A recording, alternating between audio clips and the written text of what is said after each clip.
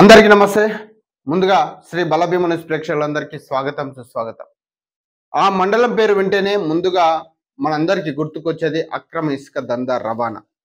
ఈ మండలంలో పట్టపగలే ఫిల్టర్ ఇసుకను తయారు చేసి మూడో కంటికి తెలియకుండా ఎక్కడ పడితే అక్కడ డంపింగ్లు చేసి రాత్రి వేళల్లో టిప్పర్లలో పలు ప్రాంతాలకు తరలిస్తూ కోట్ల వ్యాపారాన్ని చేస్తా ఉన్నారు. ప్రభుత్వ ఆదాయానికి గండి కొట్టి ఇలాంటి అక్రమార్కులపైన ఈ అధికారులు కన్నెత్తి కూడా చూడడం లేదు. అసలు మాకు తెలియదు ఆ ప్రాంతాలు ఎక్కడ ఉన్నాయి, ఎక్కడ నుంచి దందా చేస్తున్నారనే రకరకాల ప్రశ్నలు వెల్లువెత్తుతా ఉన్నాయి. సో పూర్తి వివరాల్లోకి మనం వెళ్తే, వికారాబాద్ జిల్లా కొడంగల్ నియోజకవర్గంలోని బొమ్రస్పేట మండలంలో సాగుతున్నటువంటి ఈ కల్తీ ఫిల్టర్ ఇసుక దందా 3 పువ్వులు 6 కాయలుగా సాగుతుంది. కోట్ల వ్యాపారానికి పడగలెత్తుతుందని కూడా మనం చెప్పవచ్చు. రాష్ట్ర ముఖ్యమంత్రి రేవంత్ రెడ్డి సొంత నియోజకవర్గంలో జరుగుతున్నటువంటి అభివృద్ధి పనులకు ఈ ఫిల్టర్ ఇసుకనే ప్రధానమైనదని కూడా అక్కడ ఉన్నటువంటి ప్రజలు చెబుతా ఉన్నారు. కొంతమంది అక్రమార్కులు రాజకీయ నాయకుల అండదండలను ఆసరాగా చేసుకొని పోలీసు అధికారులకు, రెవెన్యూ అధికారులకు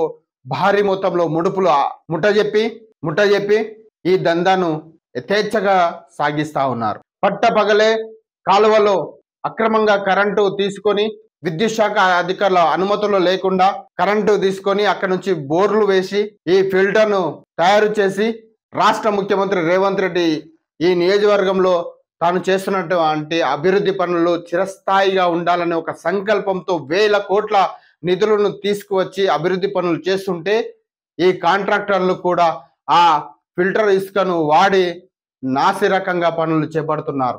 పగలంతా ఫిల్టర్ డంపింగ్లు, రాత్రి అయితే చాలు టిప్పర్లు హవా నడుస్తా ఉంది ఈ కొడంగల్ నియోజకవర్గంలో. అసలు ఏం